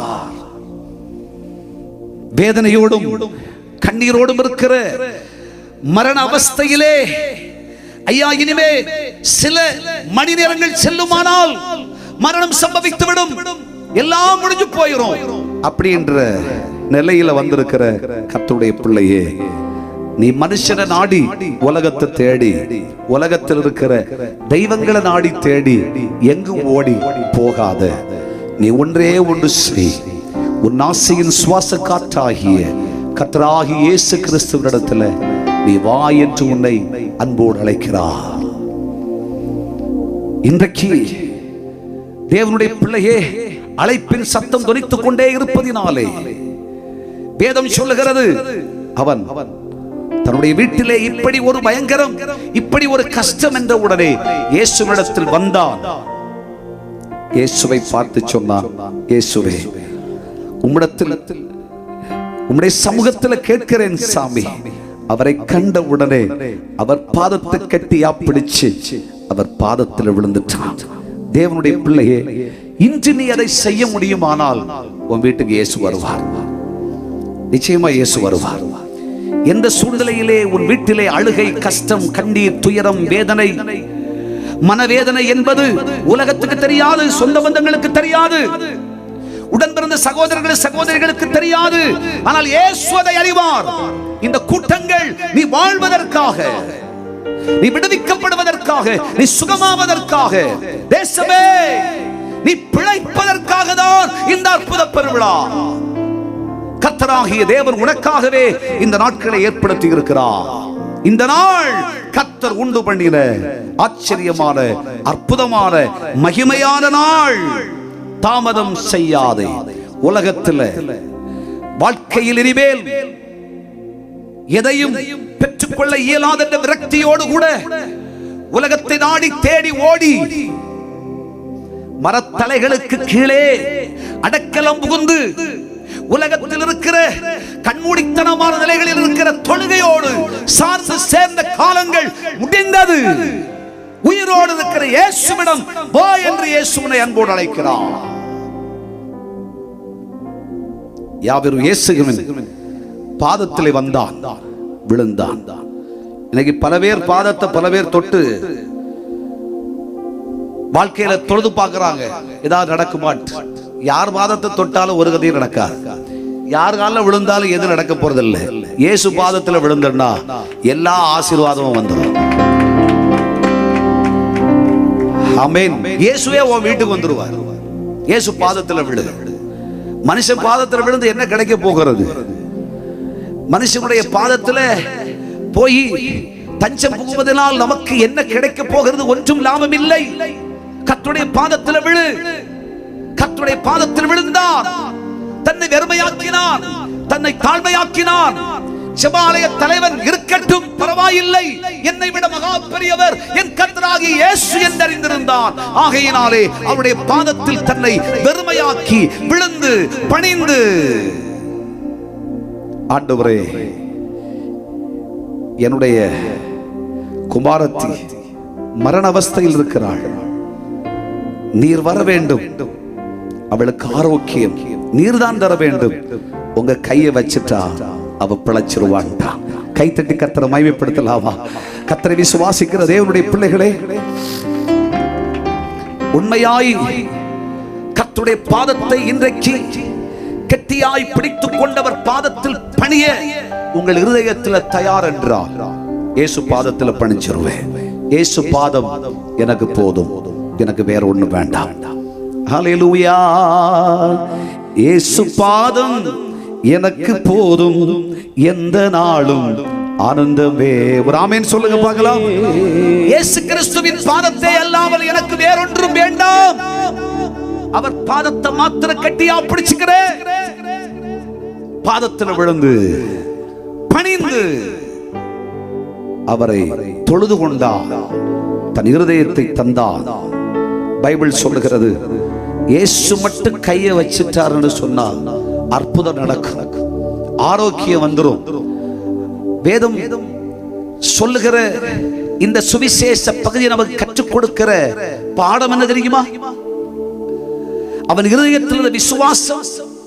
இயேசு கையை என் பிள்ளை மேல வச்சிட்டாலே, உண்மையா சொல்றேன், என் பிள்ளைக்கு அற்புதம் நடந்துரும், என் பிள்ளை உயிரோடு எழுந்திருப்பா. ஹல்லேலூயா. என் பிள்ளையினுடைய எல்லா அவயவங்களிலும் ஜீவன் உண்டாகிவிடும். சில வினாடியிலே மரித்து சில வினாடியிலே வாழ்க்கை முடிஞ்சிட வேண்டிய பிள்ளைக்குள் ஆரோக்கியம் உண்டாகும் என்றவரை விசுவாசித்தார். உன் விசுவாசம் பெருசு, உன் விசுவாசம் பெரியது, உன் விசுவாசம் பெரியது, உன் விசுவாசம் பெரியது. ஆண்டவராகிய இயேசு கிறிஸ்துவை விசுவாசியுங்கள், விசுவாசியுங்கள். அப்பொழுது நீங்களும் உங்கள் வீட்டாரும் ரட்சிப்பை அனுபவிப்பீர்கள். இனிமேல் சிட்சிப்பு இல்லை, பிழைப்பீர்கள், மீட்கப்படுவீர்கள், வாழ்வீர்கள், சுகமாயிருப்பீர்கள், அற்புதங்களை காண்பீர்கள். விசுவாசி. இயேசு கிறிஸ்து மாத்திரம்தான் சத்திய தெய்வம் என்று விசுவாசி. இயேசு மாத்திரம்தான் சத்திய தெய்வம் என்று விசுவாசி. அந்த விசுவாசத்தை விட்டுடாத. விசுவாசம் இந்த உலகத்தில் இருக்கிற எல்லா சக்திக்கும் மேலான ஒரு பெரிய சக்தி. இந்த விசுவாசம் உலகத்தை ஜெயிக்கிற ஜெயம். விசுவாசத்தினால நீ பிழைச்சிருவ, விசுவாசத்தினால விடுவிக்கப்பட்டுருவ. கடுகளவு விசுவாசம், பரிபூர்ண விசுவாசம், சற்றம் குறைவில்லாத விசுவாசம். இயேசு எனக்கு நல்ல மருத்துவர் என்ற விசுவாசம், இயேசு பிராணனை மீண்டும் அருள வல்லவர் என்ற விசுவாசம், இயேசு என் எலும்புகளையும் நரம்புகளையும் தசைகளையும் இரத்த நாளங்களையும் தொட வல்லவர் என்ற விசுவாசம், என் தோள்களை இயேசு சரி செய்ய வல்லவர், மீண்டும் என் சரீரம் சிறு குழந்தையை போல ஆகும் என்ற விசுவாசம். கர்த்தருடைய ஆவியானவர் சொல்லுகிறார், உனக்கு அற்புதம் நடக்கும். எத்தனை வருஷம் ஆயிற்று போட்டோ கலங்காத. 75வது வயதுல வாக்கு கொடுத்தார் ஆபிரகாமுக்கு, நான் உன்னை ஆசீர்வதிப்பேன், உன் கர்ப்பத்தில் நன்மையை தருவேன், உனக்கென்று ஒரு புன்னகை பிறக்குமப்பா அப்படின்னு சொன்னார். 100 வயதாச்சு இல்ல, 100 வயதுல ஒரு அற்புதமான ஈசாக்க கொடுத்து, ஈசாக் என்றாலே புன்னகை என்ற அர்த்தமா, ஈசாக் என்ற மகிழ்ச்சியை தர முடியுமானால், கர்த்தருடைய சத்தத்தை கேட்டுக்கொண்டிருக்கிற கர்த்தருடைய பிள்ளையே, கர்த்தருடைய வார்த்தையை விசுவாசிக்கிற கர்த்தருடைய பிள்ளையே, இத்தனை ஆண்டுகள் ஆகிற்றே என் வாழ்க்கையில ஒரு கர்ப்பத்தின் கனி இல்லை என்று சொல்லுகிற உன் வாழ்க்கையிலே கர்ப்பத்தின் கனியை கர்த்தர் கொடுக்க வல்லவர், நிச்சயமா கொடுப்பார். இந்த மைதானத்தில் யார் யார் ஜெபித்துக் கொண்டிருக்கிறீர்களோ, உங்க பிள்ளைங்களுக்கா ஜெபிச்சிட்டு இருப்பீங்க.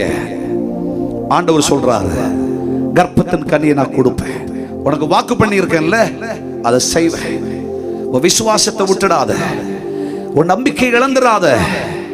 நான் சொன்னதை செய்யும் அளவு நான் உன்னை கைவிடுவது இல்லை சொல்லிட்டேன்ல, நிச்சயமா செய்வேன், நிச்சயமாய் செய்வேன். விசுவாசிக்கிறவர்களுக்கு சகலமும் ஆகும். விசுவாசமானது நம்பப்படுகிற உறுதியும் காணப்படாதவைகளின் நிச்சயமாயிருக்கிறது. விசுவாசத்தினாலே பரிசுத்தவான்கள், தேவனுடைய மனிதர்கள் உலகத்தை ஜெயித்தார்கள், அக்கினியின் உக்கிரத்தை அவித்து போட்டார்கள். விசுவாசத்தினாலே உலகத்தின் சக்தி சத்துவங்களை கீழ்ப்படுத்தினார்கள், ஜெயம் பெற்றார்கள், பலவான்களாக்கப்பட்டார்கள். இன்றைக்கும் கர்த்தரை நம்பி இருக்கிற தேவனுடைய பிள்ளையே, ஜெபாலய தலைவனாகிய யாவரினுடைய இருதயத்திலே இருந்த ஒரு விசுவாசம் நமக்குள்ளேயும் வருவதாக. யாவிரு என்றாலே அந்த வார்த்தையினுடைய அர்த்தம் வெளிச்சம் என்ற அர்த்தமாகும். கையை தட்டி கர்த்தருக்கு ஸ்தோத்திரம் பண்ணுங்க பார்க்கலாம். ஐயா, இருளாய் போன வாழ்வு, என் வாழ்க்கை முடிஞ்சு போச்சு. வேதம் சொல்லுகிறது, கர்த்தர் வெளிச்சத்தை தேடி வந்து நாடி வந்து வெளிச்சத்தண்டையே தகஞ்சம் புகுந்த அற்புதமான யாவருடைய வாழ்க்கையில ஆண்டவர் ஒரு பெரிய புதிய சரித்திரத்தை உருவாக்கினார். ஒரு ஆமென் சொல்லலாமா? தேவனுடைய ஜனமே, கர்த்தருடைய பிள்ளைகளே, கர்த்தரை நம்பி வந்திருக்கிறவர்களே, இன்றைக்கும் அதே இயேசு உங்கள் வீட்டிலே வருவார், உங்க சரித்திரத்தை மாற்றி போடுவார். ஒரு ஆமென் சொல்லலாமா? கைகளை தட்டி கர்த்தரை மகிமைப்படுத்தலாமே. மட்டுமல்ல, வேதத்திலே வாசிக்கும் பொழுது லூக்கா சுவிசேஷம் 10ஆம் அதிகாரத்திலே அதனுடைய 30ஆம் வாக்கியத்திலிருந்து 35வது வாக்கியம் வரைக்கும் வீட்டுல போய் வாசிச்சு பாருங்க. எருசலேமிலிருந்து ஒரு மனுஷன் எரிகோவுக்கு போறார். அந்த மனுஷன் கள்ளர் கையில் அகப்பட்டு விடுகிறார். அந்த மனுஷன் தன் வாழ்க்கையிலே எல்லாவற்றையும் இழந்து போகிறார். வஸ்திரம் முதலாய் நஷ்டப்படுத்தி இப்பொழுது அவனை தூக்கி வீசிவிட்டு போனார்கள். அவன் வீதியிலே கிடக்கிறான். அந்த வழியே வந்து பலரும் அவனை பார்த்தார்கள், விலகி போனார்கள். பிரதானமாக தற்செயலாய் ஒரு ஆசாரியன் வந்தான். ஆசாரியன் பார்த்தான், ஐயோ இதெல்லாம் நமக்கு ஆகாதியா அப்படின்னு விட்டுட்டு போயிட்டான். அந்தபடி ஒரு லேவியன் வந்தான், இதுவும் நமக்கு ஆகாதியான்ட்டு லேவியனும் விட்டுட்டு போனான். ஆனா ஒரு சமாரியன் வந்தான். பிரயாணமாய் வரும் பொழுது அவரை கண்டான், மனதுருகினான். பைபிள் சொல்லுகிறது, அவன் கிட்ட வந்தான். 34வது வசனத்தில் நீங்கள் வாசிக்கும் பொழுது கிட்ட வந்தான். கைகளை தட்டி கர்த்தரை மகிமைப்படுத்தலாமா? வாழ்க்கையிலே எருசலேமை விட்டு எரிகோவுக்கு புறப்பட்டு ஒருவேளை வாழ்க்கை பிரயாணத்தில் எடுத்துக்கொண்ட முடிவு தவறு செய்து விட்டேன் என்று புலம்புகிற கர்த்தருடைய பிள்ளையே, எருசலேம் ஒரு அப்பத்தின் வீடு, எரிகோ ஒரு சபிக்கப்பட்ட ஸ்தலம். சற்று கூட சிந்தை இல்லாமல் வாழ்க்கையை இழந்து போனாய். கள்ளர் கையிலே அகப்பட்டிருக்கிறாய். எருசலேமின் மேன்மையை அறியாயோ? எருசலேமின் மகிமை அது மகாராஜாவின் நகரம். எருசலேம் குறைவில்லாத ஸ்தலம். எருசலேம் பாதுகாப்பின் ஸ்தலம். எருசலேம் சிங்காசனம் போடப்படுகிற இடம். எருசலேம் கர்த்தருடைய மகிமை பிரதாபம் நிறைந்த இடம். எருசலேம் விட்டு எரிகோ, ஆண்டவர் யோசுவா காலத்திலே சொன்ன பெரிய சாபம் அதை தொடர்ந்து கொண்டிருக்கிறது. இதை எடுப்பித்து கட்டுகிற நாளிலே அவர் தன் மூத்த குமாரனை இழப்பார். அவன் இதை எடுப்பித்து அதன் தலைகால வைக்கிற நேரத்தில் அடுத்த குமாரனை இழந்துருவான், சத்ருவா. எரிகோவில சாபத்தை தேடி எருசலேமாகிய மகிமையை விட்டு, எருசலேமாகிய கர்த்தரின் மகத்துவங்களை விட்டு புறப்பட்டு வாழ்க்கையை நஷ்டப்படுத்தி இருக்கலாம். சகோதரா, சகோதரியே, கர்த்தருடைய பிள்ளையே, ஆண்டவராகிய கர்த்தர் சொல்லுகிறார், எல்லாம் இழந்து போனேன், வாழ்க்கையில் எல்லாம் நஷ்டம் அடைஞ்சிட்டு தேவனுடைய சமூகத்தை விட்டு விலகி போனேன். எரிகோவிலே எல்லாம் மகிமையாய் மேன்மையாய் இருக்கும் என்று கருதினேன். எரிகோவிலே பலதும் என் வாழ்க்கையிலே வந்து பலிக்கும் என்று நினைத்தேன். ஆனால் கள்ளர்கள் கையில பிடிபட்டு போய் வாழ்க்கையெல்லாம் தொலைஞ்சு இன்னைக்கு வெறுமையா கிடக்கிறேன். என்னை அடித்து உதைத்து நாசம் செய்து ரணமாக்கி வீதியிலே விட்டு போனார்கள். குற்றுயிராய் கிடக்கிறேன் என்று துடி துடியா துடிச்சுக்கிட்டு இருக்கிற ஆத்துமாவே, கர்த்தர் உன்னோடு பேசுகிறார். உலகத்துல ஆசாரியன் கண்டுக்க மாட்டான். ஆசாரியத்துவ மேன்மையை பெற்றவர்கள், அழைப்பின் பாக்கியம் பெற்றவர்கள் கண்டுகொள்ளவில்லை. லேவியர்கள் கர்த்தருடைய மகத்துவ பணிக்காக பணிவிடைக்காய் பிரித்தெடுக்கப்பட்டவர்கள் கண்டுகொள்ளவில்லை. உலகமே உன்னை கண்டுகொள்ளாத இச்சூழ்நிலையிலே வேதம் சொல்லுகிறது, உனக்காக ஒரு சமாரியன் உண்டு, ஒரு நல்ல சமாரியன் உண்டு. அவர் உன்னை கைவிடவே மாட்டார். நீ வீதியிலே கிடக்கிறாய், ரணமாக்கப்பட்ட துடிதுடியா துடிச்சுக்கிட்டு இருக்கிற வாழ்க்கையில சிரமப்பட்டு இனிமே எனக்கு ஒரு ஞாபக காலம் வருமோ, இனிமேல் ஒரு புதிய சரித்திர காலம் வருமோ, இனிமேல் ஒரு அற்புத காலம் வருமோ, இனிமேல் எனக்கு ஒரு வாழ்விடம் உண்டாகுமோ என்ற பதட்டத்தோடு எல்லாம் முடிஞ்சு தலை தூக்கி கூட வாழ முடியாத நிலையில நிற்கிற கர்த்தருடைய பிள்ளையே, உனக்காக ஒரு சமாரியன் உண்டு. சமாரியன் கிட்ட வந்தான், அவனுடைய காயங்களில் எண்ணெயை திராட்சரசத்தை வார்த்தார், காயங்களை கட்டினார், அவனை தன் சுய வாகனத்தில் ஏற்றினார், சத்திரத்துக்கு கொண்டு போனான், அவனை பராமரித்தான். இது கர்த்தராகிய கிறிஸ்து இயேசு. கர்த்தருடைய பிள்ளையே, இயேசு இந்த சூழ்நிலையில் வாழ்க்கையில் ரணமாக்கப்பட்டவர்களாய் கர்த்தருடைய பாதத்தில் வந்திருக்கிற உங்களோட சொல்லுகிறார், உனக்காக உன்கிட்ட வந்து, உன் வீட்டில் வந்து, உன் குடும்பத்தில் வந்து, உன் காயத்தை கட்டி எண்ணெயை ஊற்றி திராட்சரசத்தை வார்த்து என்ன ஓட வச்சு உன்னை சத்திரத்துக்கு கொண்டு போய் உன்னை பராமரிச்சுப்பேன். உன்னை இனிமே கைவிட மாட்டேன், உன்னை கைவிடவே மாட்டேன். இந்த உலகம் உன்னை மறந்தாலும் நான் உன்னை மறக்கவே மாட்டேன். ஹல்லேலூயா. என்னை தேடி இயேசு வந்தார், எந்தன் வாழ்வை மாற்றி விட்டார். மகனானே நான் மகளானே, அப்பா பிதாவே என்றழைச்சோ உரிமையை எனக்கு தந்தார். அப்பா பிதாவே என்றழைச்சோ உரிமையை எனக்கு தந்தார். என்னை தேடி இயேசு வந்தார், எந்தன் வாழ்க்கையை மாற்றிவிட்டார். கரங்களை தட்டி சேர்ந்து சொல்லலாமே. Thank you Holy Spirit.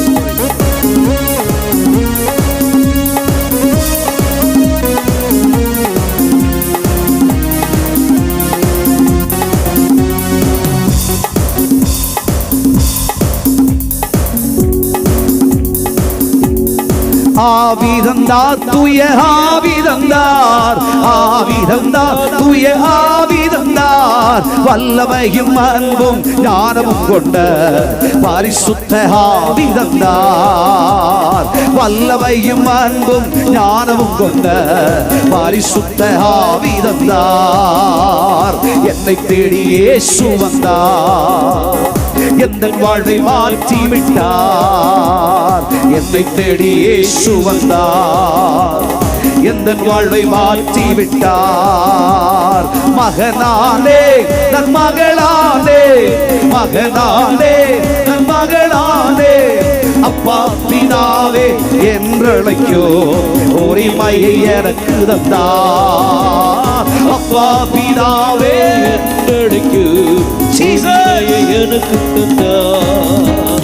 என்னை தேடி இயேசு வந்தார், எந்தன் வாழ்வை மாற்றி விட்டார். என்னை தேடி இயேசு வந்தார், எந்தன் வாழ்வை மாற்றி விட்டார். தெரிந்து கொண்டார், என்னை தெரிந்து கொண்டார், தெரிந்து கொண்டார், என்னை தெரிந்து கொண்டார்.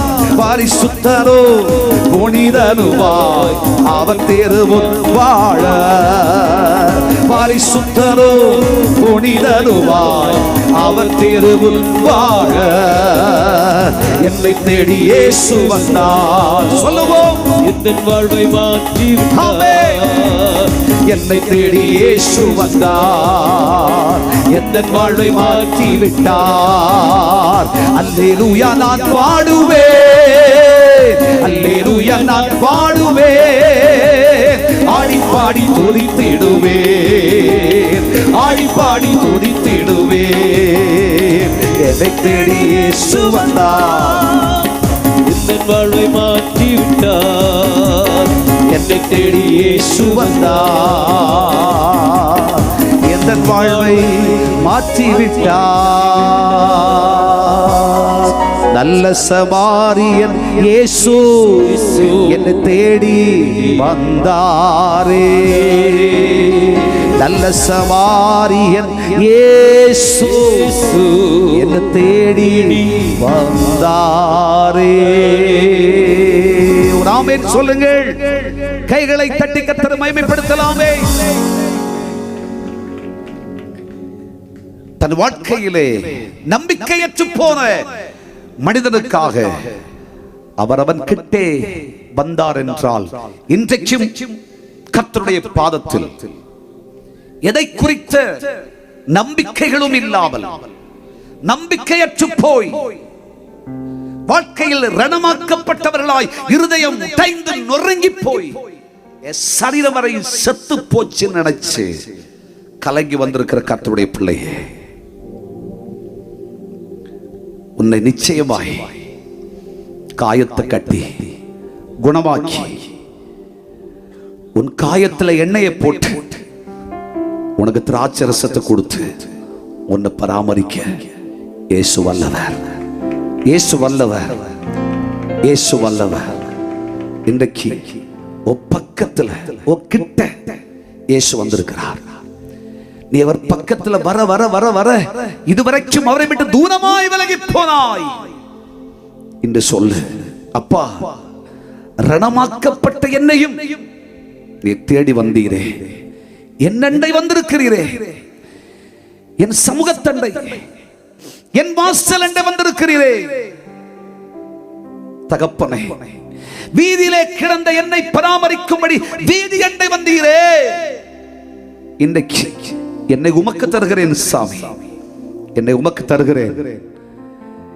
நீர் என்னை உயிர்ப்பித்தே ஆக வேண்டும், நீர் என்னை ஆசீர்வதித்தே ஆக வேண்டும், என்னை சுகமாக்கி ஆக வேண்டும், எனக்காக ஒரு வார்த்தையை சொல்லி ஆக வேண்டும், என்னை விடுவிச்சே ஆகணும், எனக்கு அற்புதம் செஞ்சே ஆகணும். நிச்சயமா நீர் எனக்காக தேடி வந்தி, தேடி வந்தி, எனக்காக தான் வந்திருக்கிறேன் என்று விசுவாசிக்கிறேன்.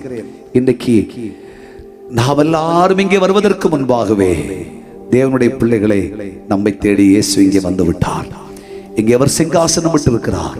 நமக்காய் அற்புதங்களை செய்யும்படி ஆண்டவராக இயேசு காத்து கொண்டிருக்கிறார். தேவனுடைய கிரியை வெளிப்பட போகிறது. இது கர்த்தர் கொடுத்திருக்கிற அற்புதமான நேரம், இது ஆச்சரியமான நேரம், இது உங்களுடைய நேரம். உங்கள் இருதயங்களிலே என் ஆண்டவராகிய இயேசு சர்வ வல்லமை உள்ள தேவன், என்னை தேடி வருகிற என் அன்பு இரட்சகர், என் மீட்பர், என் நாயகர், என்னை வாழ வைக்கிற தெய்வம், எனக்கு அற்புதங்களை செய்கிற தெய்வம், என்னை மீட்கிற தெய்வம், என்னை சுகமாக்குகிற தெய்வம், என்னை விடுவிக்கிற தெய்வம், என் குடும்பத்தில் இருக்கிற அழுகையும் புலம்பல்களை மாற்றுகிற தெய்வம், கண்ணீரை மாற்றுகிற தெய்வம், துடி துடியா துடிச்சிட்டு இருக்கிற என்னையும் ஆரோக்கியமாக்கி என்னை பராமரிச்சுக்கிற தெய்வம். ஆகையால இந்த இயேசு எனக்கு போதும்னு சொல்லி இந்த இயேசுவுக்காக உங்க இதயத்தை திறந்து கொடுக்க தயாரா இருக்கிறீர்களா? ஆண்டவர் இயேசு இந்த மைதானத்தில் உங்களை ஆசீர்வதிக்க வந்திருக்கிறார், உங்களை விடுவிக்கும்படி வந்திருக்கிறார். இயேசு நம்ம கிட்ட வந்திருக்கிறார், இயேசு நம்முடைய குடும்பத்தில் வந்திருக்கிறார், இயேசு நம்ம வீட்டில் வந்திருக்கிறார். இயேசு இந்த மைதானத்திலே நின்று கொண்டிருப்பதை என் ஆவியிலே அறிகிறேன். நம்பிக்கை உள்ளவர்கள், விசுவாசிக்கிறவர்கள் அப்படியே நாம் எழுந்து நிற்கலாம். ஆண்டவரை நோக்கி பார்க்க போகிறோம்.